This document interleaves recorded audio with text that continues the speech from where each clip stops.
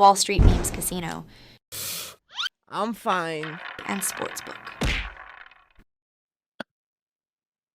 This is Colm McGuigan for IFLTV. Delighted to be joined by Frank Smith. Unfortunately, I'm not in the lovely Fontainebleau in Las Vegas, but you are. How is it, my friend? It's amazing, mate. You should be here. Probably one of the best hotels we stayed in recently. Is it? Yeah. I suggest anyone who comes to Vegas tries out the Fontainebleau. I'm not even getting paid for that either. Told everyone I know. Is this going to be an ongoing thing with the Fontainebleau, that you'll be hosting shows there? Is there like an agreement that you'll be working on for that going forward? It's not a long-term deal, but definitely something we'll look at in the future. 100% for sure. We'll start on the show this weekend. Matchroom USA finally back. Pacheco, Hitchins, big card, Skye Nicolson. Talk to me a little bit about how big this is, first of all, for Diego Pacheco this weekend in his quest for, obviously, a world champion in waiting, is what you and Eddie have both referred to him as. Yeah, massive card. And look, Diego Pacheco, someone we believe in can go on and rule the sport and the super middleweight division for a long, long time. He's a special fighter. We've worked with him since he was just 17 years old. And, he showed in his last fight as well, a real learning fight back in LA, a great turnout there for him and a massive win for him. For Diego Pacheco, he wants to go into the big fights tomorrow. He doesn't want to be held back, but at the same time, he's 23 years old.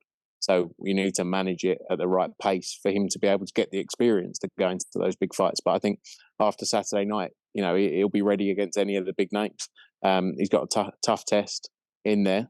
But I think he's ready to go, and I think we're very excited about what the future holds for him. Would it be fair to say that the next step for Diego Pacheco is maybe, the likes of I hate to harp on about it, a Paddy McCrory or a Jason Quigley? Because obviously they're opponents of Edgar Berlanga's, who Berlanga came through both of those. Is that something maybe the next progressive step for Diego Pacheco? I kind of think he's at the next level. Like, he wants to go in with Edgar Berlanga, for example. Diego Pacheco, he would fight him tomorrow. He'd fight any of these big fights tomorrow. So I think we have to see how he comes through Saturday night, how he looks, and then work from there. But like I say, he doesn't want to be held back in any way. He wants the biggest possible fight. So I think we see how Saturday night goes and then decide from there what's next. But I definitely see big fights this year for him. Would that be a realistic fight that you would make as the promoter of both Edgar Berlanga and Diego Pacheco? I think Edgar Berlanga's in a position of, if he gets the likes of a Canelo fight, which is possible in September, say, anything's possible. He's put himself in that position. Had a great win in last time out. If he gets that kind of fight, obviously you're going to take that. But I think if those kind of fights aren't there for him, I think that's a brilliant fight between the two of them. But let's see. And look, when you say about us representing them both, I actually like doing fights between two of our fighters because we built them up, and you just want to see the best fight the best, and you want to see great fights, and that, for example, is a great fight. Richardson Hitchins, really kind of, again, another fighter that's maybe in the same position as Diego Pacheco. You believe that he's world champion status, and right now he's in that in-between stage. How big is this for him on Saturday night, and what could it lie on the other end of a victory on Saturday night for him? Well, look, it's a final eliminator for the IBF world title. There was other routes he could have gone, but he wanted. At the time prior to announcing the Liam Parrow fight, his eyes were firmly set on Matthias, and that being him being the mandatory challenger for him. So he'll be the mandatory for the winner of Subriel and Liam Parrow.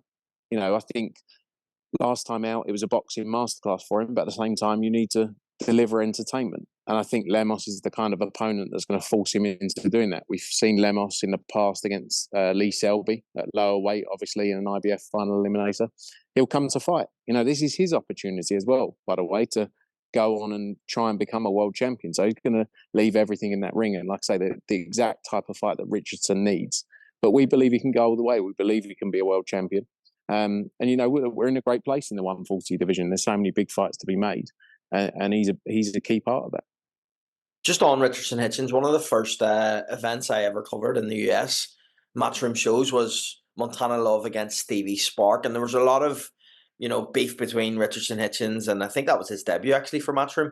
And he was, touted to fight Montana Love. You've kind of split with Montana Love. But do you think that fight is a fight that's makeable because of the the sell factor that it's got? I know it's kind of like maybe a step back, but at the same time, there's a real hatred between them both.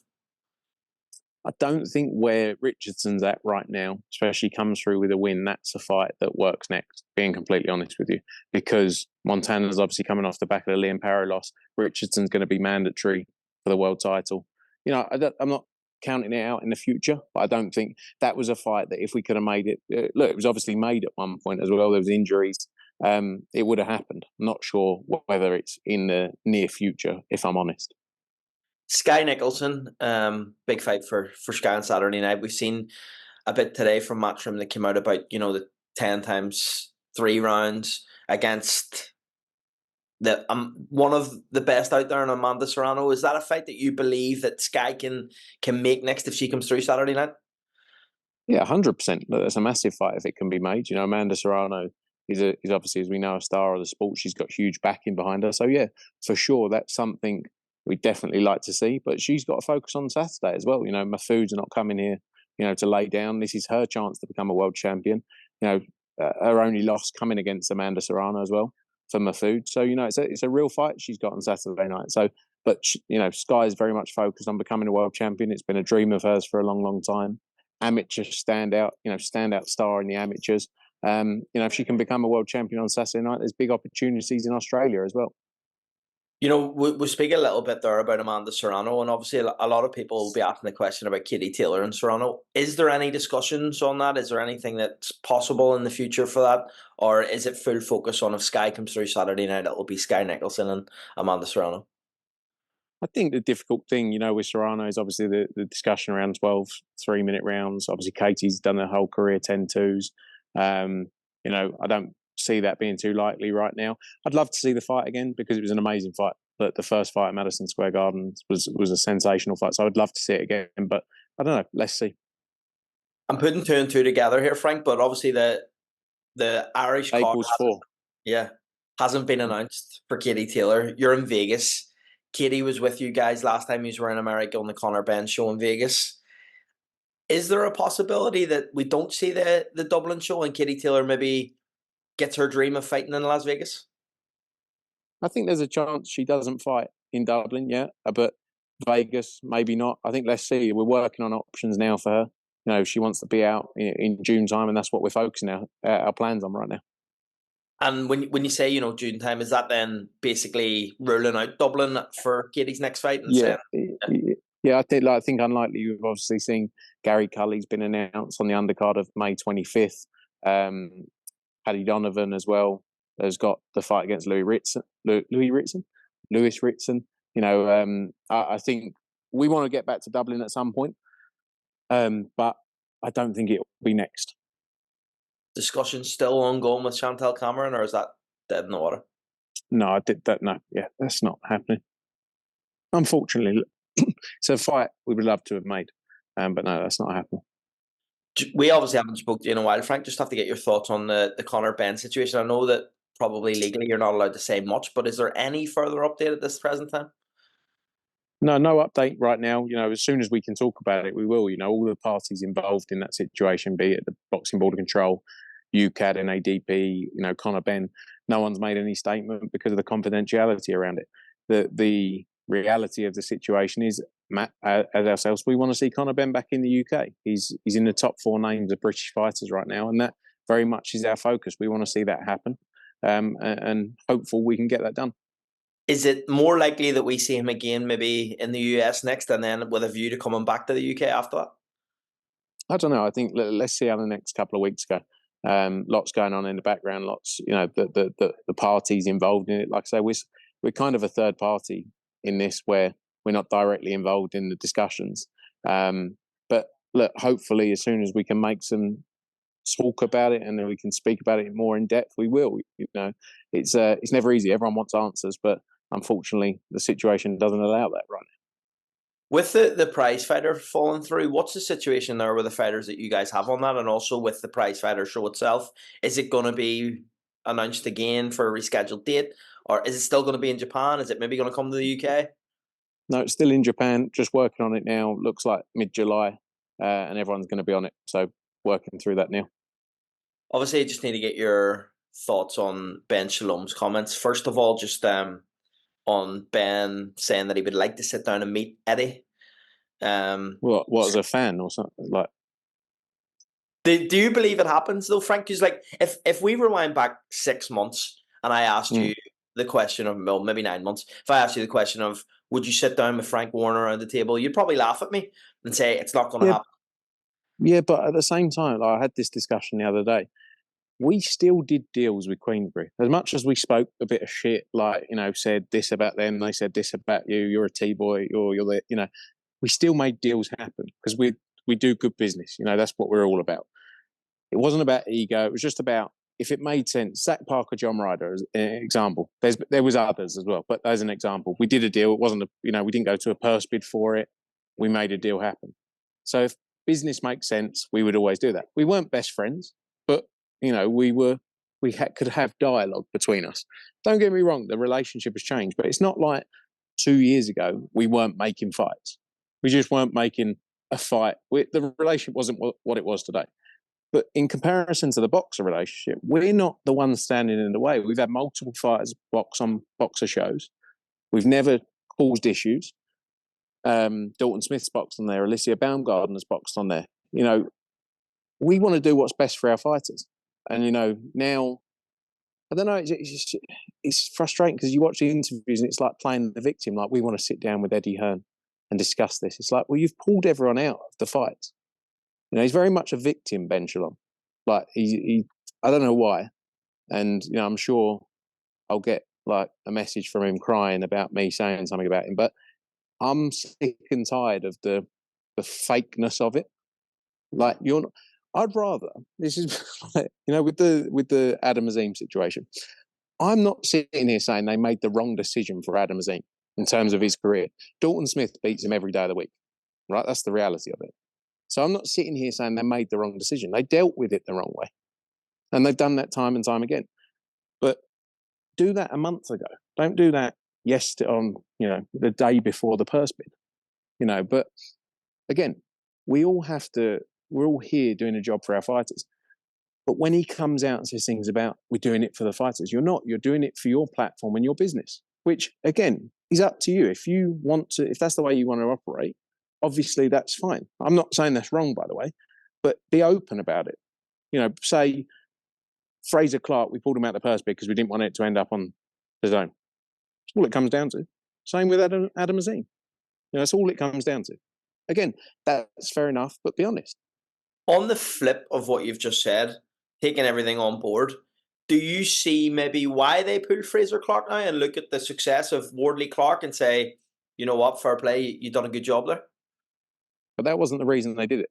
What I'm saying, like, by the way, Fraser Clark, Fabio Wardley, brilliant night, brilliant event, great fight, happy for both. I love both those guys. We've got relationships, both of them, for years and years and years. So I'm happy both those guys did great. Great to see. Anything that's good for British boxing, anything that's good for boxing, whether it's PBC doing a show, whether it's Top Rank, whether it's Match Rank, whoever it is good for the sport of boxing. It benefits the sport that we're all involved in. But Ben Shalom did not pull Fraser Clark out of that purse bid because he thought it was best for his career. He pulled him out because it didn't make sense for him to take the risk. That's the reality of the situation. Fraser Clark back then, he'll say different now. He did not want to be pulled out of that purse bid. He wanted that fight. Fraser Clark, in my opinion, I'm not going to sit here and profess to be a boxing specialist, but at the same time, at Fraser Clark's age, the things he's done in his career, as an amateur, granted, but the people he's fought, the level he's been at, the level he's sparred at, and again, professional boxing, I agree, is different. But those last two fights Fraser Clark had did not set him up for that fight and make this huge... And I know he may say different now, and he can say that. I can't say he's wrong, but it's just my opinion. You know, and you can see... He's lucky because he can sit here today and say, look at that great decision I made. You know, because it was a great fight. But if it would have gone in a different way, or if the fight didn't happen and he lost out, you know, like, I'll give you an example, the Dalton Smith-Adam Azim situation. Adam Azim is now supposedly fighting Harlem Eubank. The deal's not even done for Adam Azim to fight Harlem Eubank. And I think Harlem Eubank can beat Adam Azim. And Adam Azim will be earning a third of the money he would have made if he went to purse bids for that fight. So great career move. Well done. In terms of Ben's comments, he did say he commented on Dalton Smith's commercial value as well, and things like this. Do you believe that that's Ben Shalom having a dig at Matchroom, or do you believe that Ben truly believes that he's doing the best for Adam Azim at this present time? Look, I'm not talking down about Adam Azim. I don't know him. He seems a nice enough guy, so I'm not like by any means talking him down. But Adam Azim isn't this commercial superstar. With all due respect, he was on the undercard of the last show he was on. He's not some superstar. Everyone's like, I've got to go and watch Adam Azim. No disrespect, because he's 21, he needs to be built, but he's not what they say he is. I don't know. Were you there at the Dalton Smith fight in Sheffield? Mm-hmm. Did you? Yeah. It felt like a great atmosphere. Felt like a great night. Felt like it's building something special in Sheffield. With Dalton Smith, he's delivering performances which people get behind. Entertainment. That's what people want to see. You can have a personality, everything, but he's knocking people out. He's done that now at a very high level. So Ben can have this thing about, like Dalton Smith's not anywhere near Adam Azim's level commercially. It's a load of rubbish, because Dalton Smith's making a lot more money than Adam Azim. We'll move on from this, but I do want to get a clarification on something. If Ben Shalom rings you after this interview and says, Frank, I want to sit down with you and Eddie, I want to sort out the differences, would you and Matchroom be open to doing that? Or is the relationship affected now? But Colin, honestly, I've sat down with Ben Shalom. I'm going to be honest with you. I don't like Ben Shalom. I don't like the way he operates. No, but I'm not a liar. I'm not going to sit here and lie.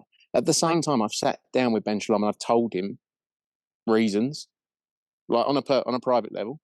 But I haven't sat there and said, we're not going to do any business with you. But we're not the ones standing in the way of doing business. What have we done? No one can give us an example of who. I get what you're saying, but I think from a public perspective, he's obviously come out and said, I want to sit down with Eddie Hearn. I want to sit down with Matchroom. If you're not going to, from a public perspective, then it looks as if I sat down with him 2 months ago. Okay. How did that discussion go? It was an hour and a half. And the first part of it was him moaning about the fact that we say things about him in interviews. And I told him to grow up and get thicker skin, because unfortunately it's all a bit of fun. You can say whatever you want about me. I don't really care. A lot of people have got an opinion on me, and if you don't know me, you don't know me. But I didn't sit there and say, we're never going to do business with you. It's not the way we operate. If it makes sense for our fighters, if it makes commercial sense, we will do business.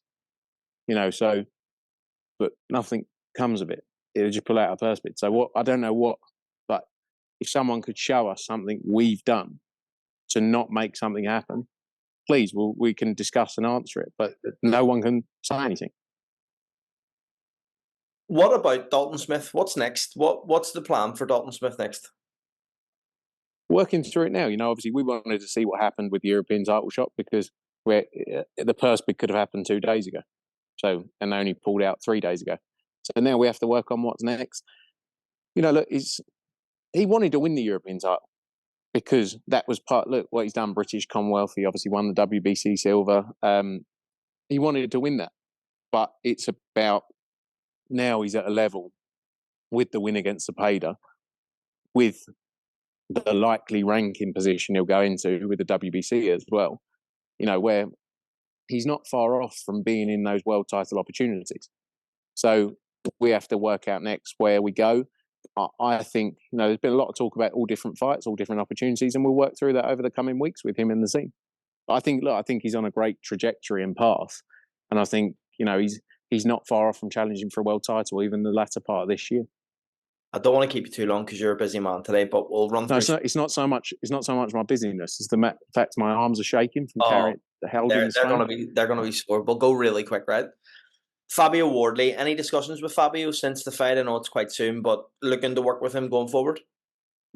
No, I think no, we haven't discussed, by the way, is what I mean. But we'd love to work with him. Look, we have a great relationship with Fabio Wardley. We have for a long time. He's a great guy, and like I say, I'm so happy for them that they got, what a fight it was, and he deserves these opportunities because he's a lovely bloke, just straight up. And I like the way what he called Eddie in his interview with Coogan yesterday as well. It was quite funny. But definitely, we would love to work with Fabio Wardley. There's big fights to be made, so 100%. Any discussions with Dillian White? There's talk of AJ having a fight in between fighting Tyson Fury potentially. Is that Dillian White fight potentially back on? I don't think so. No, not as far as I'm aware. But the heavyweight landscape's a fun one, isn't it? Anything can happen any single day of the week and can change the dynamics of what's next. But not right now. But look, again, Dillian White's someone we worked with for a long, long time. Done the majority of his fights. So let's see. Frank, I'm laughing at you and these arms, so I'm gonna let you go. I have more questions, but we will catch up. Been lifting a lot of weights, Colin. I've been lifting a lot of weights, but can't carry an iPhone 3. Well, look, Frank, thanks a million for your time. Really appreciate it. We'll catch up again. Wall Street Memes Casino I'm fine. and Sportsbook.